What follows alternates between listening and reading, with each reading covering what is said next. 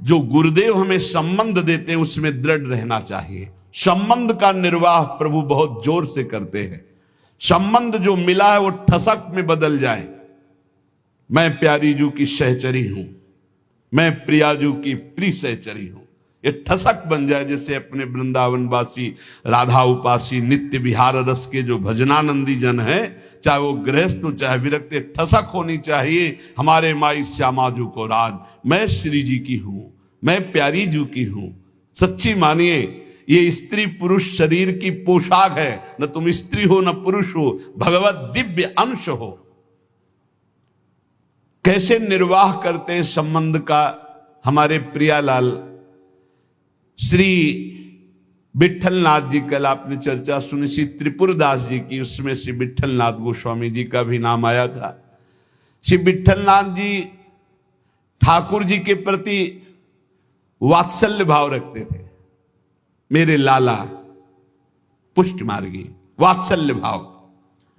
जैसा भाव करोगे वैसे ही, ये था माम प्रपद्यन्ते तास्तथैव भजाम्य हम। ठाकुर जी के प्रति इनका पुत्र भाव था। मेरा लाला, जैसे नंद बाबा, ठीक ऐसा ही भाव श्री विठलनाथ गोस्वामी जी का। एक बार श्री श्रीनाथ जी को दूध पवा रहे थे। ठाकुर जी ने एक घूंट पिया दूध और कटोरा ऐसे हटाते हुए कहा जय जय, क्या कमी रह गई दूध में? ठाकुर जी ने कहा बहुत मीठा कर दिया, मिश्री बहुत अधिक डाल दी, मुझसे पिया नहीं जाता।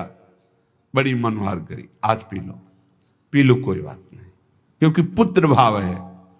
ठाकुर जी ने बड़ा ऐसे करते हुए पिया। दूसरी बार भोग में आपने मिश्री कम मिलाई। ठाकुर जी ने एक घूंट पिया, ऐसे कर दिया। कहा जय जय, आज क्या कमी?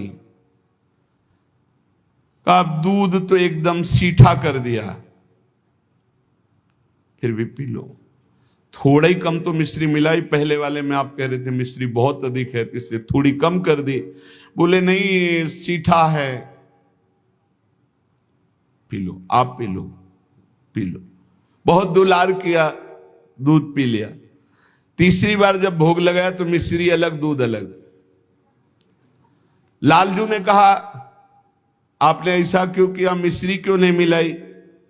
गोसाई जी ने कहा जब मेरे द्वारा मिलाई हुई मिश्री आपको पसंद ही नहीं आती, कभी कह देते हो बहुत मीठा है, कभी कह देते हो सीठा है, तो आज स्वयं मिला लो। तो हंसकर कहा कि हम मिलाने लायक हैं?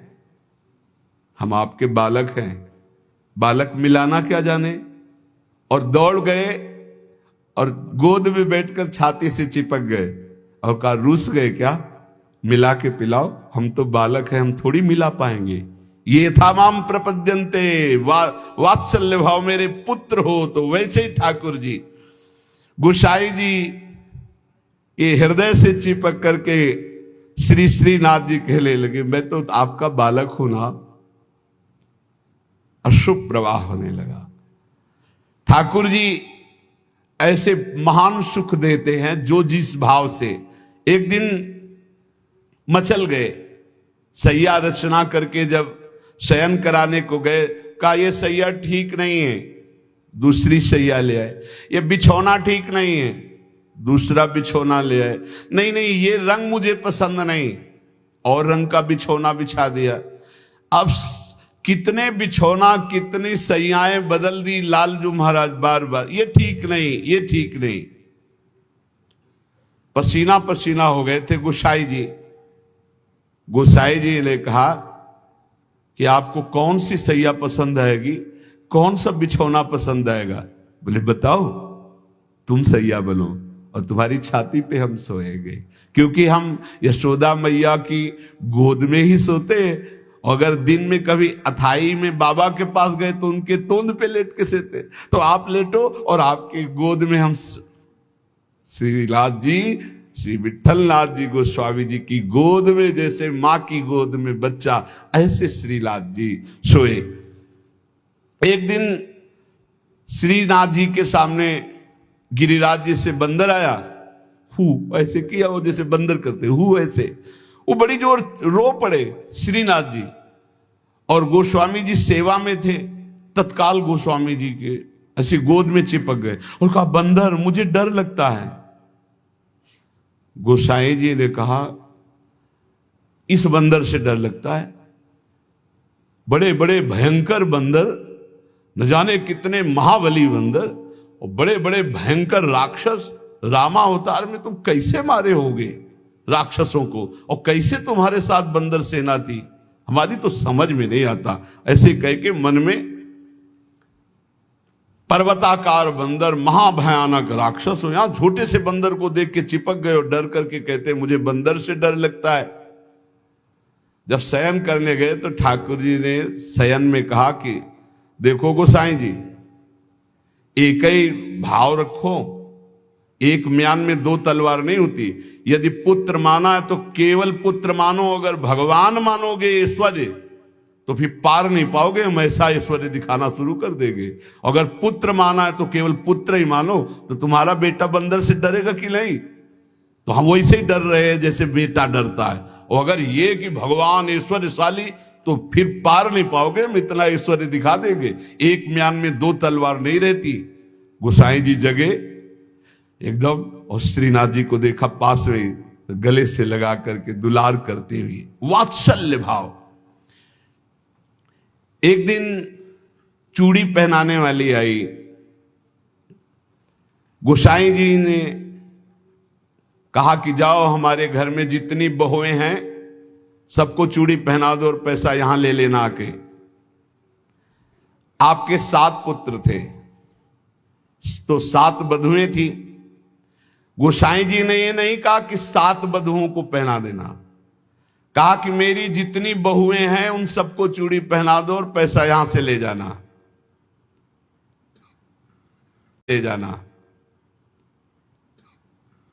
अब उनकी 7 बहुएं तो चूड़ी पहनी। 8वीं श्री स्वामिनी जी पहुंच गई अपने कर कमल।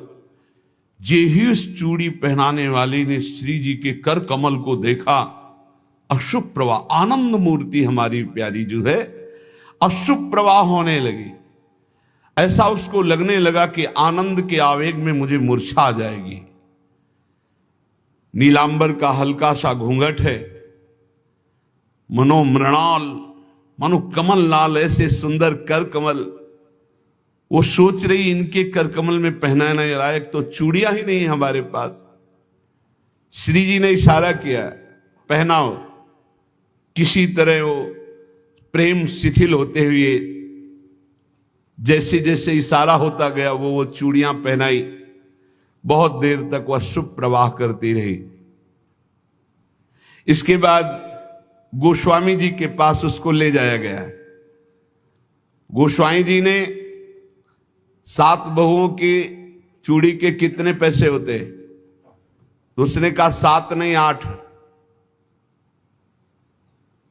गोसाई जी ने कहा 7 बहुएं तो तू 8 की बात कैसे कह रही? तो उसने कहा मैं कसम खा के कहती हूं मैंने 8 बहुओं को। तो बोले जब 7 हैं ही तो 8 कैसे? तो उन्होंने कहा मैं कसम खा के कहती हूँ 8 बहुएं थी और मैंने 8 को पहनाई है, और जो 8वीं थी वो इतनी सुंदर थी, इतनी, और रोने लगी। गोसाई जी ने कहा कि ऐसा कैसे हो सकता है, चलो इससे झंझट हटे।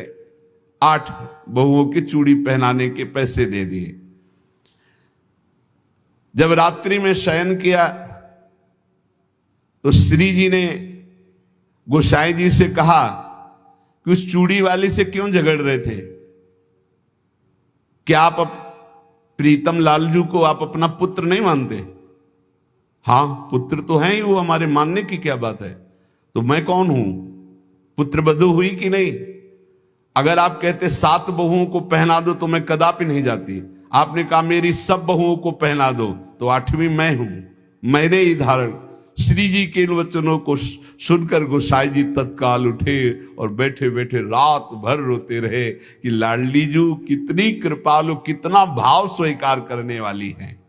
यहां एक बात ध्यान रखनी है कि गुरु प्रदत्त भाव के अनुसार, संबंध के अनुसार जब सेवा की जाती है तो बहुत जल्दी वो सेवा सिद्ध हो जाती है, आराध्य देव बात करने लगते हैं।